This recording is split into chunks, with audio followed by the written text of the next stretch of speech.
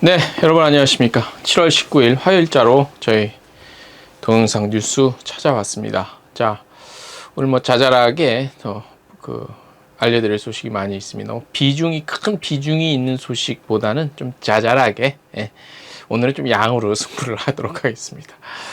자, 먼저 헤드라인부터 전해드리겠습니다.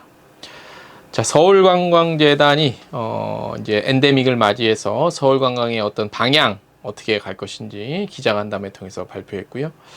항공운항에 대한 취소 변경 피해가 증가하고 있는 것으로 한국소비자원 조사 결과 나타났습니다. 에어 프레미아가 인천 싱가포르 운항을 시작을 했고요. 노란풍선 여행사는 파격적인 임직원 보상 제도를 발표했습니다. 네. 제주항공은 누적 탑승객 9천만 명을 돌파했다고 밝혔고요. 아시아나항공은요, 몽골의 울란바토르 증편 운항합니다. 대한항공도 삿포로 노선 운항 재개했고요. 모두 투어는 해외 골프 상품 라인업을 확대를 했다고 합니다. 자, 외항사인데요. 카타르항공이 그 독일의 뒤셀도르프행 신규 취항했고요. 하나투어는 몽골과 베트남에서 직접 현장에 내려가서 ESG 캠페인을 활발히 하고 있다고 합니다. 트립닷컴과 싱가포르 관광청이요, 협력을 좀 더 강화한답니다. 서로 윈윈 하겠다는 얘기겠죠. 자, 인터파크 투어도 몽골 기획전 상품을 선보였습니다. 몽골에 굉장히 집중을 하는 경향을 보이고 있네요. 자, 여기까지가 오늘의 헤드라인이고요. 본격적으로 첫 소식부터 전해드리겠습니다. 자, 서울관광재단이 기자간담회를 했습니다. 네, 그래서 앞으로 이제 코로나도 끝난 상황에서 서울관광을 어떻게 좀 갈 것인가, 서울관광 컨텐츠 어떻게 갈 것인가 소개를 했는데요. 사실 대단한 거는 없습니다. 대단한 건 없고 있는 거 갖고 또 울거먹겠다는 얘기인데, 솔직히 말씀드리면 노력한 티는 안 납니다. 예. 뭔가 이렇게 막 애써갖고 머리를 짜낸 티는 안 납니다. 있던 거 그냥 한류 좀 기대고 이런 것들. 일단 내용은 소개를 해드릴게요. 글로벌 관광 시장 선점을 위한 서울관광 대응 전략을 수립, 전방위적 해외 홍보 추진 계획과 함께 자치구의 특성을 살린 테마관광 카운티 육성 로드맵을 발표했답니다. 이름만 거창합니다. 로드맵, 테마관광 카운티.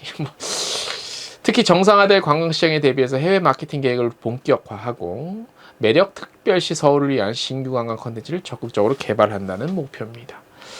제가 요거는 지금 보도자료 오는 거는 그대로 그냥 읽어드리는 거예요. 별다른 게 없어서요. 그냥 이거라도 읽어드려야죠.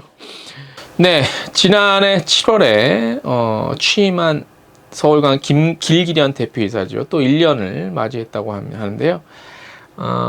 그래서 서울관광에 대한 포부도 밝혔다고 합니다. 먼저 서울관광재단은 하반기 서울관광 리스타트를 위해 글로벌 마케팅을 본격적으로 추진을 하는데요. 지난 6월에 전 세계 관광시장을 향한 첫 번째 메시지가 될 서울관광 브랜드 마이솔 서울 요거랑 홍보 영상 공개했고요. 8월 베트남 호치민에서 개최될 서울관광 프로모션을 시작으로 동남아와 동북아 구미주를 아우르는 대대적인 대면 마케팅을 재개합니다.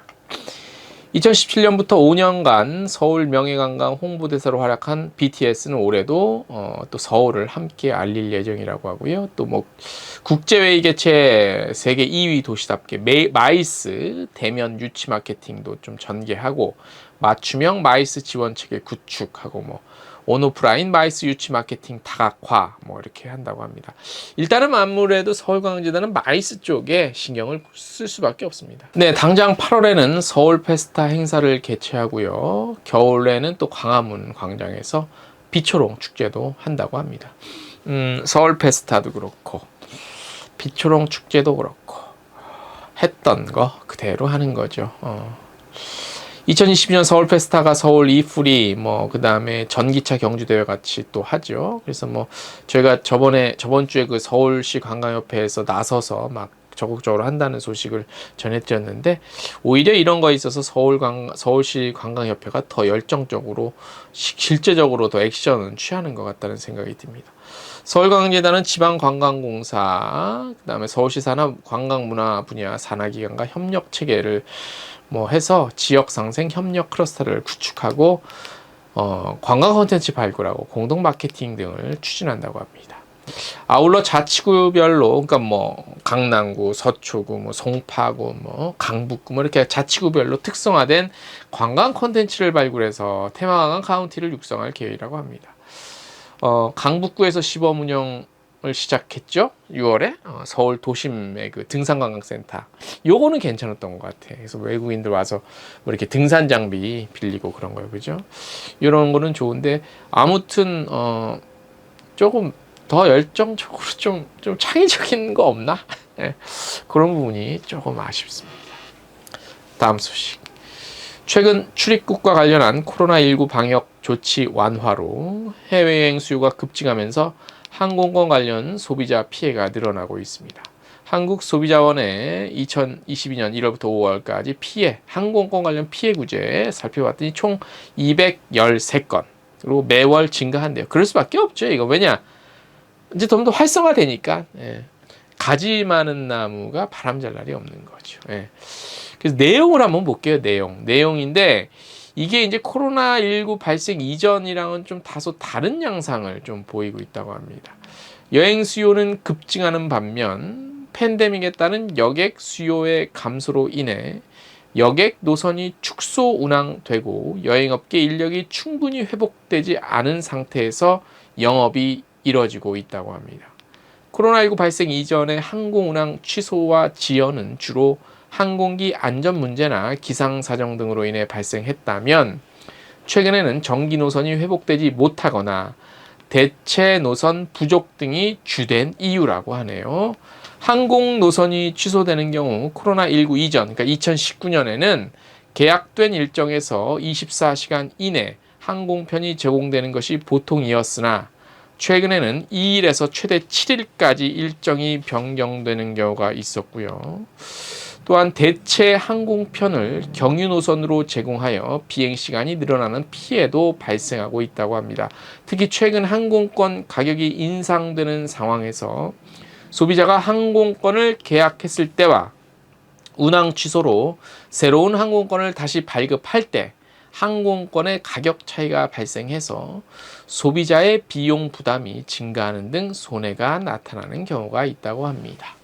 한편 소비자가 항공권의 왕복 노선이나 경유 노선 등을 각각 다른 항공사 또는 여행사를 이용해 계약하는 경우 일부 운항 취소로 정상 운행하는 다른 노선을 이용하지 못하더라도 배상을 받지 못하는 사례도 발생하고 있어서 짜증나네 좀.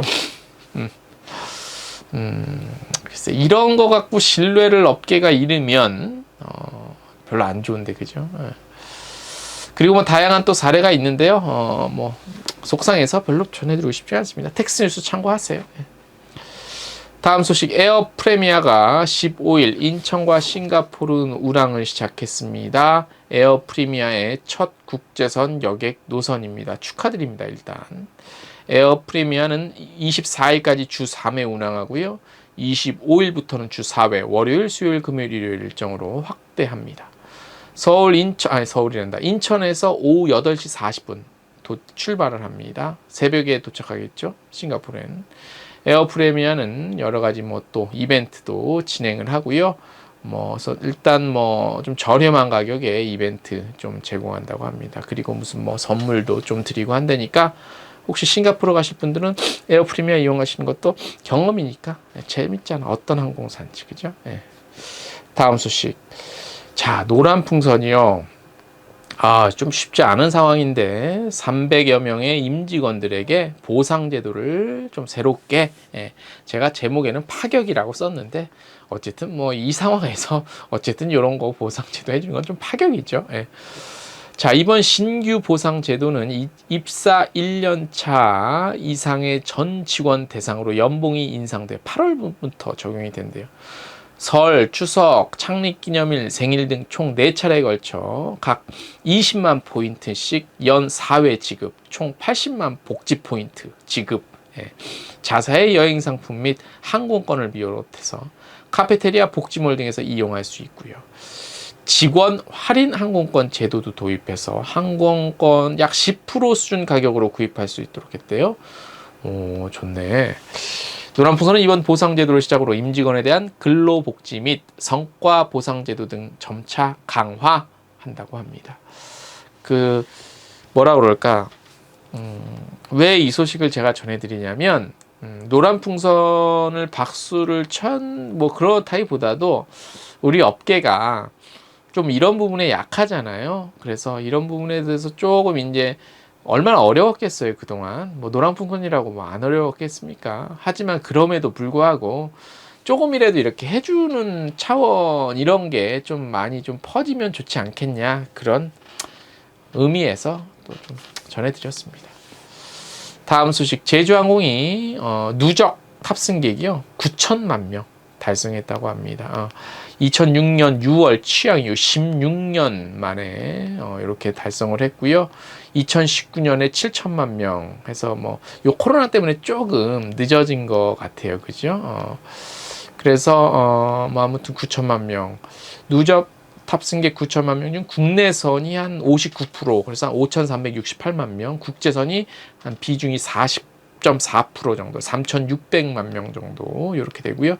이 중에서 일본이 가장 많네요. 국제선 중에서는 일본이 15.9%, 그래서 1,429만 명. 그 다음이 태국, 필리핀, 베트남 이렇게 동남아 순이고, 그 다음에 중국, 홍콩, 마카오, 대만 여기 중하권에서 8% 정도. 그 다음이 괌사 해서 대양주 한 4.6% 정도 이렇게 나왔다고 합니다. 그래서 아무튼 1억 명은 언제 달성되지? 1억 명 금방 되겠네 보니까 이 추세로라면, 그죠? 예. 자, 아무튼 변이 바이러스 얘기가 계속 나오고 있는데 항공사는 일단 직진 않은 것 같습니다. 걱정은 저만 하는 것 같습니다. 자, 이번 한 주도 여러분들 알차게 보내시고요. 장사 잘 하시기 바랍니다. 오늘 순서 여기까지입니다.